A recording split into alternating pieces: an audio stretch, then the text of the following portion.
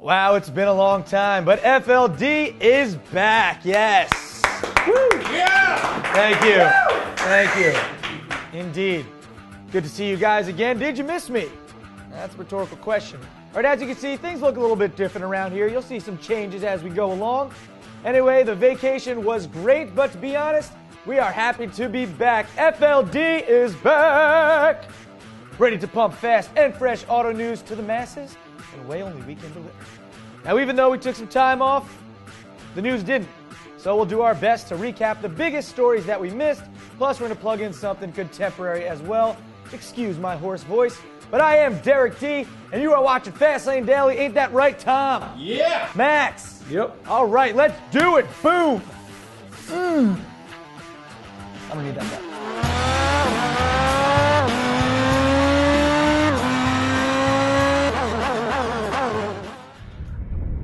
You gotta learn how to win. Take each step to become a champion.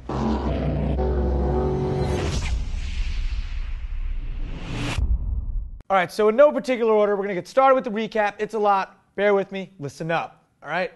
Dodge pulled out of the NASCAR spotlight after 11 plus years of competition, but it entered ALMS with the new Viper. Investigations into Apexes still pending.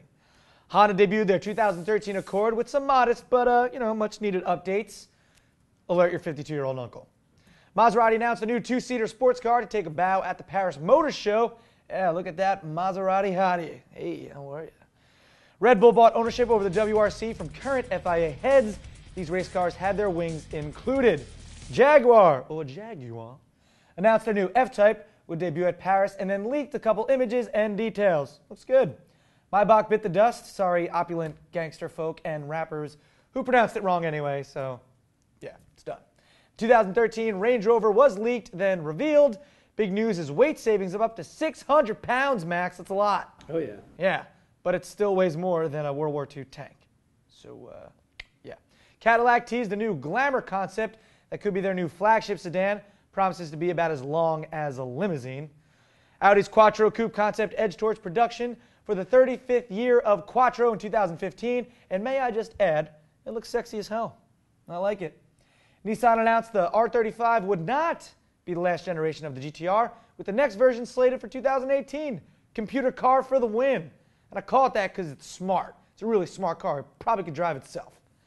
Ferrari will produce a Scuderia version of the 458 Italia called the Monte Carlo.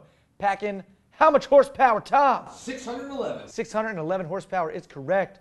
Lamborghini produced one final iteration of the current Gallardo before its replacement, called the Trofeo Stradale. I call it the Lambo Truffle for short. Why? Don't worry about it. An EV automaker bought the Saab brand, but didn't gain rights to the famous Griffin logo. Born from jets, bought by kilowatts. That should be their new phrase, slogan. The new Mazda 6 was revealed via images, and a wagon version will be all up at the Paris Motor Show. Huge styling improvements. Looks good. VW showed off their revised Golf Mark 7, which upgrades the interior for a more driver-centric feel and only slightly revises the exterior. Spoiled high school kids are happy. There's also a GTI Carbon in the works that will shed 400 pounds from the outgoing model. Mini. Well, they introduced the Paceman, which looks like a cheaper Range Rover Evoque. Mini. Getting bigger. SRT announced the Barracuda name is returning in a potent version of the Challenger in 2015. I can hear the V8 rumbles already. Can you hear it, Max? Oh, yeah. No, you can't. SRT also announced the new Viper will go on sale for just under $100,000. I know what you're saying. That's a lot of money, but for a supercar, it's a bargain. It is. Lexus brought a highly styled LFCC concept to the internet, which hints at the next-gen IS looking all Gangnam style. Yeah. Whoop my Gangnam style. Looks good. Audi revealed their 2013 S3 Sportback, which puts out just under 300 horsepower, looks great, and costs way too much. Yeah, it does. Porsche revealed their production 918 Spyder with 795 horsepower and 500,000 customizable options. Not really 500,000, I'm just saying. And a price tag that none of us can afford. And McLaren showed off their P1 hypercar concept before Paris, which looks like an orange nightmare for the competition. Oh, Derek, it looks good. I know. Just got to wait for it. That was a lot. That was a mouthful. How's that for fast and fresh updates, huh, Max? Oh, yeah. Yeah. Now for something current before I lose my voice entirely. Audi has decided it likes how the e-tron R8 has been received so much that it will offer an e-tron version of every single one of its models by 2020. Tall order. Now, e-tron just means long-range EV only travel to Audi.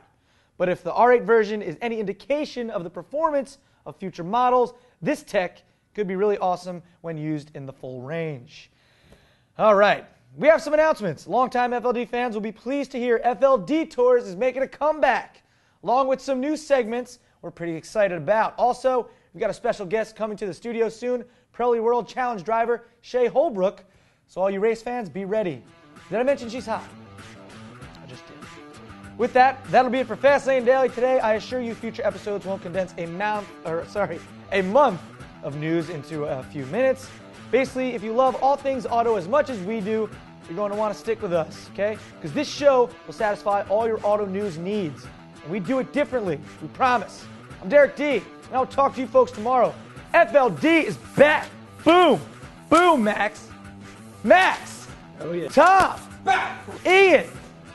FLD's back. Bam. In your face.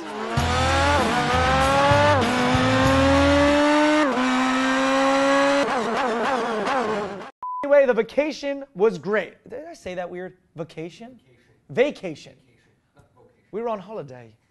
All right, so in no particular order, let's get started with the recap. All right, bear with me. It's going to be a little long.